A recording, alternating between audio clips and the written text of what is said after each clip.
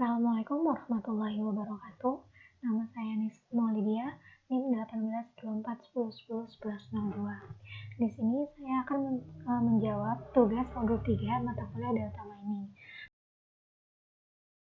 Soal yang pertama yakni masukkan iris.csv ke data frame. Nah, di sini yang pertama saya lakukan adalah mengimport package pandasnya terlebih dahulu. Import pandas spd, lalu from google.collect import files, upfile adalah flash.upload. Dan di sini saat di run akan muncul tombol choose file. Di situ kita akan diarahkan ke penyimpanan laptop kita dan kita bisa memilih file apa yang akan kita unggah.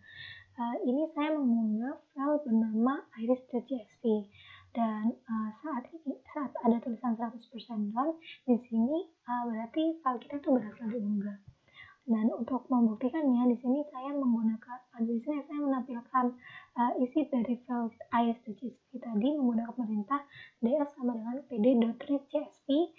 Ini nama filenya iris.csv, lalu menggunakan perintah print df to string untuk menampilkan semua datanya. Ini datanya.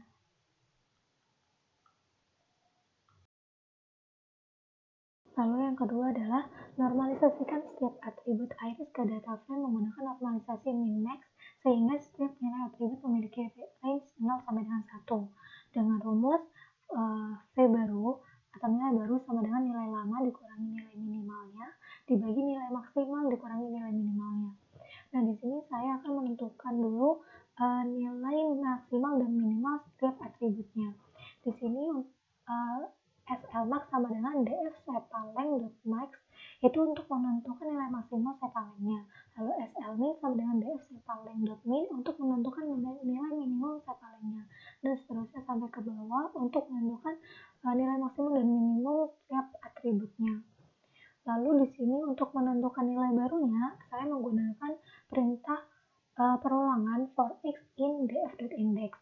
Nah, di sini ini adalah untuk menentukan nilai baru dari sepaleng menggunakan perintah df.x sepaleng sama dengan df-log. Ini nilai awal dari sepalengnya dikurangi dengan nilai minimal sepaleng dibagi dengan nilai maksimal sepalengnya dikurangi dengan nilai minimal dari sepalengnya, dan begitu seterusnya untuk petal width, petal length, dan petal width menggunakan rumus yang sama dan menggunakan perintah df print df to string untuk mencetak hasilnya.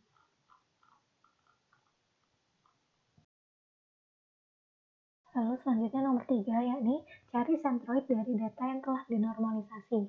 Centroid dihitung dari rata-rata seluruh data suatu kolom. Di sini saya akan menentukan centroid per kolomnya terlebih dahulu. Di sini membuat variabel baru centroid, lalu df demian. Df ini merupakan variabel data frame iris yang telah dideklarasikan pada soal sebelumnya. Lalu demian untuk menentukan rata-rata tiap kolomnya. Lalu ketika print centroid akan ditampilkan hasil seperti ini. Ini adalah nilai centroid untuk kolom sepaleng. Untuk ini nilai centroid untuk kolom sepal width, nilai centroid untuk kolom petal length, dan ini adalah nilai sepal width untuk kolom petal width. Lalu saya juga menentukan centroid per kolom dari setiap kelasnya. Di sini menggunakan fungsi def centroid non kelas. Nah, selanjutnya non sama dengan non df variatif sama dengan kelas. Di sini untuk menentukan nanti kelas mana saja yang akan dicari centroidnya. Lalu non sama dengan non buka kurung sepaleng, sepal width, petal length, dan petal width untuk menentukan kolom mana saja yang akan dipakai. Lalu return non-dotman. Nah, di sini untuk menentukan rata-rata dari setiap kolom itu tadi. Di sini selanjutnya untuk centroid dari setosanya terlebih dahulu. Untuk kelas setosa menggunakan perintah centroid underscore setosa, ini variabel baru sama dengan centroid df setosa. Ini nama kelasnya yang akan kita cari centroidnya. Lalu menggunakan perintah print centroid underscore setosa akan ditampilkan seperti ini. Ini adalah nilai centroid kolom sepaleng pada kelas setosa. Ini merupakan nilai centroid pada setiap kolom dari kelas setosa. Dan untuk kelas selanjutnya untuk kelas vertikal dapat menggunakan cara yang sama dan dihasilkan seperti ini. Selanjutnya, soal nomor 4, masukkan iris testing.csv ke data frame. Normalisasikan iris testing.csv menggunakan framing dan fmax pada data 1. Untuk memasukkan iris testing.csv ke dalam Google Colab sama seperti memasukkan iris.csv ke dalam Google Colab, yakni menggunakan perintah from google.colab import files, up file sama dengan files.upload dan memilih file mana yang akan kita upload, yakni iris testing.csv. Lalu untuk menampilkannya, saya menggunakan membuat variabel df2 dan menggunakan perintah pd.read csv iris testing.csv, lalu mengprintnya dan dihasilkan ini adalah data pada file iris testing.csv.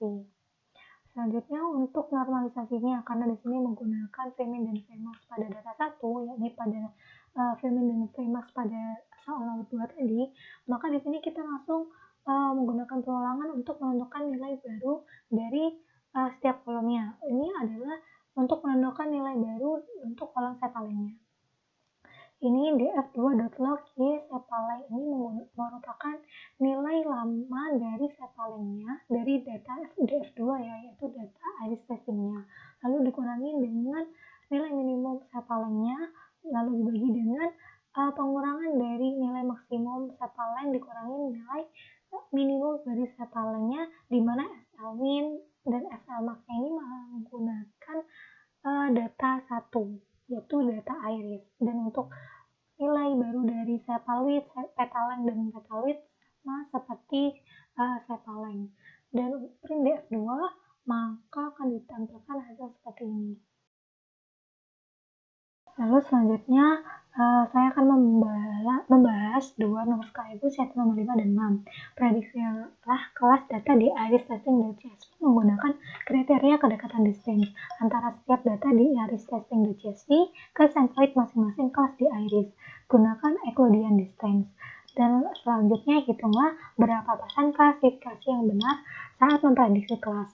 Di sini yang pertama dilakukan adalah mengimport pkgnet-nya terlebih dahulu, lalu menggunakan fungsi def Euclidean distance row 1 row 2 dengan nilai variabel distance nilai awal variabel distance sama dengan 0, lalu menggunakan perulangan for attribute values in row 1 dot items untuk perulangan setiap itemnya pada row 1, lalu distance ditambahkan dengan row 1 atribut dipengaruhi row 2 atribut kuadrat, lalu return max.square distance.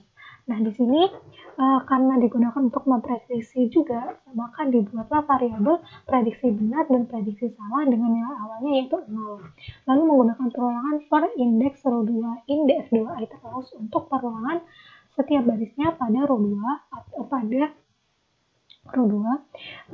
Lalu di sini pada setiap kelasnya setosa sama dengan Euclidean distance setosa row 2. Dan untuk versi Color dan Virginica menggunakan rumus yang sama.